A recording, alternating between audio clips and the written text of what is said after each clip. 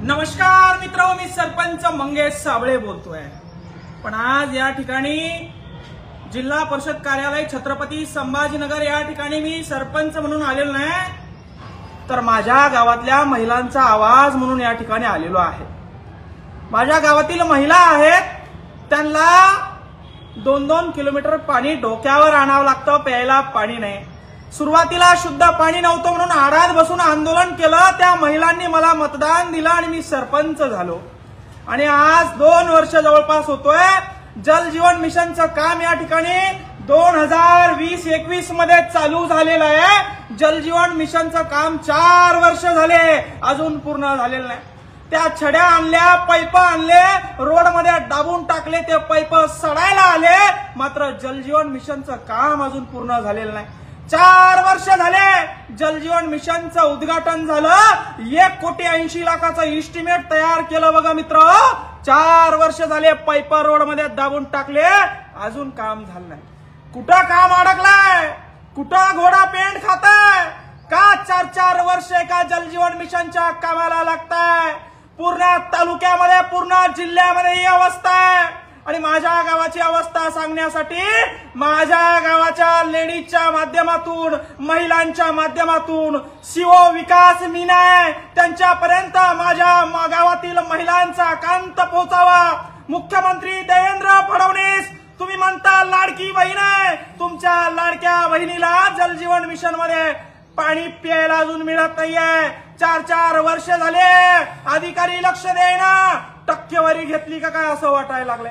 माझ्या गावातल्या मला महिला विचारता, तर भाऊ तुला सरपंच केलं, तू आम्हाला प्यायला पाणी का अजून दिलं नाही? 3 वर्ष झाले तुला सरपंच केलं, डोक्यावर पाणी आणावं लागतंय, डोक्यावरचं खांद्यावर आणलं होतं, पण 3 वर्ष झाले जल जीवन मिशनचं काम चालू आहे, अजून काम पूर्ण झालं नाही। यांच्या सीओनच्या, डिप्टी सीओनच्या, वाघमारेंच्या आणि जे काही डेप्टी इंजिनियर आहे त्यांच्या ताटाखाली काहीतरी वडगणं लावले असतील, म्हणून हे कामं थांबलेले असतील। आणि ही वस्तुस्थिती पूर्ण महाराष्ट्रात आहे। आणि म्हणून सीओला विनंती आहे, हे इस्टिमेट आहे जल जीवन मिशनचं, 1,80,00,000चं इस्टिमेट आहे।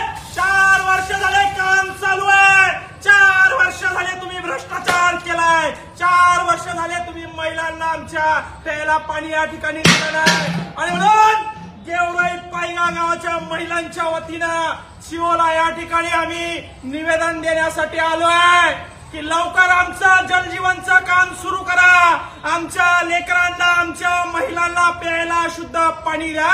हे फक्त निवेदन आहे, तुम्हाला हात जोडून विनंती आहे। सरपंच होऊन 2-2.5 वर्ष झाले, शब्दपूर्ती केली नाही। त्याचं कारण असं आहे, ठेकेदारानं काम कंप्लीट केलं नाही, ठेकेदाराची अवकात नव्हती काम कंप्लीट करायची, तर काम घेतलं कशाला?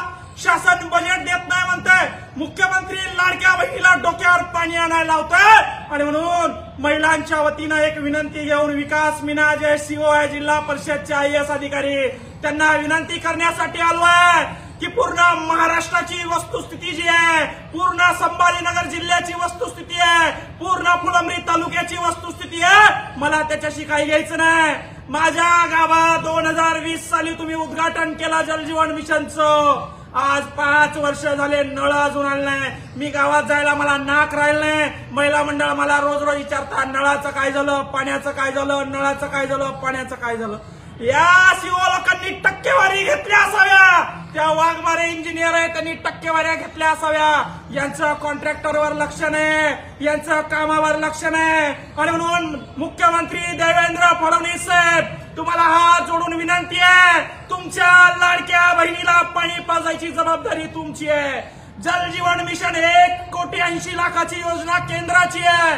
5 वर्ष झाले काम सुरू, अजून काम कंप्लीट झालं नाही। आणि म्हणून सीओनी तात्काळ मीटिंग बसवावी, जल जीवन मिशनच्या योजनांचा या ठिकाणी आढावा घ्यावा। अजून उन्हाळा सुरू झालेला नाही, अजून तर टाकीत पाणी येत आहे मायबापो। एकदा अजून 2 महिन्यानंतर उन्हाळा सुरू झाला तर प्यायला पाणी नसतं। आणि जर का अशी वस्तुस्थिती परिस्थिती आमच्यावर आली तर आमचा या ठिकाणी उद्रेक झाल्याशिवाय राहणार नाही, एवढं सांगण्यासाठी सीओ साहेबांना, विकास मीना साहेबांना आणि वाघमारे जे कोणी जे आहे त्यांना सांगण्यासाठी आलोय।